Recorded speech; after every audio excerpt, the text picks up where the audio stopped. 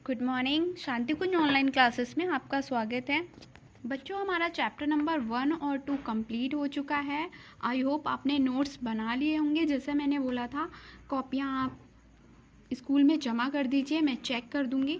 आज हम पढ़ेंगे चैप्टर नंबर 3, मानव कंकाल और मांसपेशियाँ। तो बच्चों, मानव कंकाल या फिर मांसपेशियाँ क्या होती हैं, इनके बारे में हम पढ़ेंगे।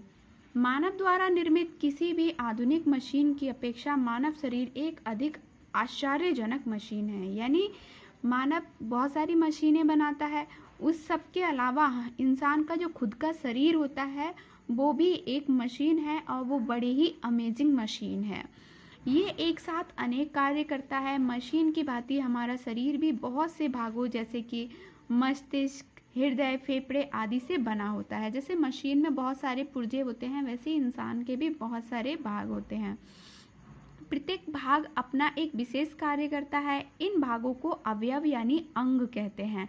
क्रमबद्ध कार्यों की एक श्रृंखला को पूरे करने के लिए शरीर के अंग मिलकर एक तंत्र बनाते हैं, यानी एक सिस्टम बनाते हैं। मानव शरीर में विभिन्न प्रकार के 10 तंत्र होते हैं। कितने तंत्र होते हैं? 10, जिनमें से प्रमुख है कंकाल तंत्र, फिर आता है तंत्रिका तंत्र, फिर आता है श्वसन तंत्र, पेशी तंत्र और रक्त परिसंचरण तंत्र।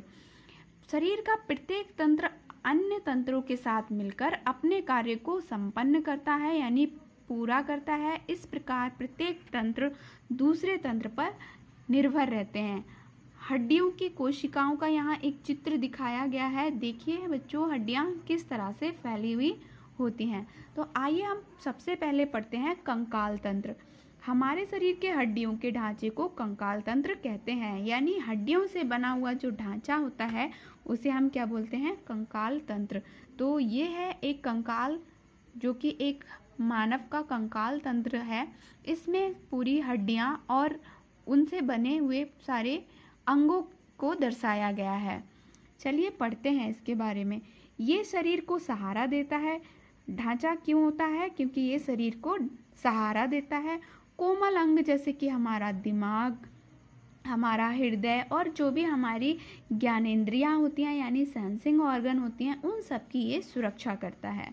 ये शरीर को आकृति और शक्ति भी देता है। हड्डियों का ढांचा इस प्रकार बना हुआ है कि हम सरलता से बैठ सकते हैं और खड़े हो सकते हैं, झुक सकते हैं, चल और दौड़ भी सकते हैं, हाथ पैरों से अनेक कार्य कर सकते हैं। मनुष्य का कंकाल 206 हड्डियों से बना होता है। कुछ हड्डियां बड़ी और कुछ छोटी होती हैं। हड्डियां जीवित कोशिकाओं से बनी होती हैं। यही कारण है आयु बढ़ने पर भी वे बढ़ती हैं। और हड्डियां कठोर भी होती हैं। उनमें तंत्रिकाओं और रक्त नलियों के लिए छेद और खोखले स्थान होते हैं। लंबी हड्डियों से एक नरम पदार्थ भरा रहता है, जिसे हम मज्जा कहते हैं, जिसे हम मज्जा या अस्थि मज्जा कहते हैं। हड्डियों को हम अस्थि भी बोलते हैं बच्चों। लाल और सफ़ेद रक्त कण इसी मज्जा से बनते हैं। लाल रक्त कण शरीर के प्रत्येक भाग तक ऑक्सीजन ले जाते हैं, और सफ़ेद रक्त कण, जिन्हें सफ़ेद रक्त कणिकाएं भी बोलते हैं, रोगों के जो कीटाणु होते हैं उनसे लड़ते हैं और हमारी सुरक्षा करते हैं।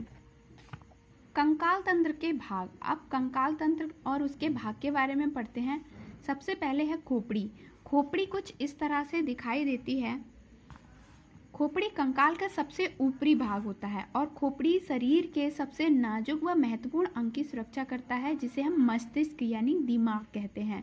ये मस्तिष्क को ढककर उसकी रक्षा करती है। खोपड़ी में चपटी एवं मुड़ी तस्त्रियों टाइप यानी प्लेटों की तरह 8 हड्डियां होती हैं। खोपड़ी की प्रत्येक हड्डी आपस में बहुत ही मजबूती से जुड़ी रहती है।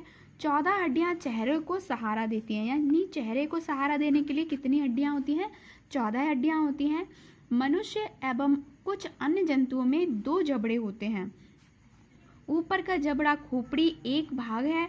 केवल निचला जबड़ा ही ऊपर नीचे एवं दाएं बाएं गति कर सकता है, यानी ऊपर का भाग गति नहीं करता है, और निचला जबड़ा होता है वही मूवमेंट करता है। ये सभी प्राणियों को बोलने, खाने पीने आदि में सहायता करता है। अब एक रोचक तथ्य दिया है, चलिए जानते हैं इसके बारे में। सांप, बाघ, मेढक जैसे जंतुओं में मेरुदंड होता है, इसीलिए उन्हें कशेरुकी जंतु कहते हैं, कशेरुकी जंतु कहते हैं। केंचुआ और घोंघा में मेरुदंड नहीं होता, इसीलिए इन्हें अकशेरुकी जंतु कहते हैं। तो बच्चों, कशेरुकी और अकशेरुकी जंतु समझ में आया क्या होते हैं। उससे पहले पढ़ते हैं हम मेरुदंड या रीढ़ की हड्डी, जिसे हम बैकबोन बोलते हैं। मनुष्य में रीढ़ की हड्डी 33 छोटी हड्डियों से मिलकर बनी होती है। हम उन्हें कशेरुकाएं कहते हैं। कशेरुकाएं आपस में जुड़ी होती हैं, वे शरीर के मुख्य धुरी बनाती हैं। कशेरुकाएं रीढ़ रज्जु की रक्षा करती हैं, जो मस्तिष्क से अंतिम कशेरुक तक फैली रहती है। यानी जो हमारी रीढ़ की हड्डी होती है वो 33 छोटी छोटी हड्डियों से मिली होती है, और इन्हें ही हम कशेरुकाएं कहते हैं। ये जो छोटी छोटी हड्डियां होती हैं इन्हें हम कशेरुकाएं कहते हैं। और जो हमारे मस्तिष्क यानी हमारे दिमाग से लेके अंतिम कशेरुक तक फैली रहती हैं, ये मेरुरज्जु की सुरक्षा करती हैं। मेरुदंड यानी बैकबोन लचकदार अंग होता है जो शरीर को सहारा देती है। सही शारीरिक स्थिति में रहने से रीढ़ स्वस्थ तरीके से कार्य करता है। बच्चों, अब आपका होमवर्क क्या है। एक तो आपको ये मानव कंकाल का चित्र ड्रॉ करना है और इनके नाम लिखने हैं, सब सुंदर सुंदर लिखना है। और उसके बाद आपको सही विकल्प पर सही के निशान लगाने हैं। पहले में देखो क्या लिखा है, लाल रक्त कण और सफ़ेद रक्त कण दोनों बनते हैं, किससे बनते हैं, मज्जा में बनते हैं। फिर है खोपड़ी और रीढ़ की पहली दो कशेरुकों के बीच संधि को हम कीलक संधि कहते हैं। फिर है तीसरा प्रश्न, मृद मांसपेशियां अनैच्छिक मांसपेशियां भी कहलाती हैं। और चौथा है, हृदय की मांसपेशियां हृदय में उपस्थित होती हैं। ओके बच्चों, इतना वर्क आपको अपनी कॉपी में करना है। नेक्स्ट क्लास में इस चैप्टर को कंप्लीट करते हैं। तब तक के लिए बाय बाय।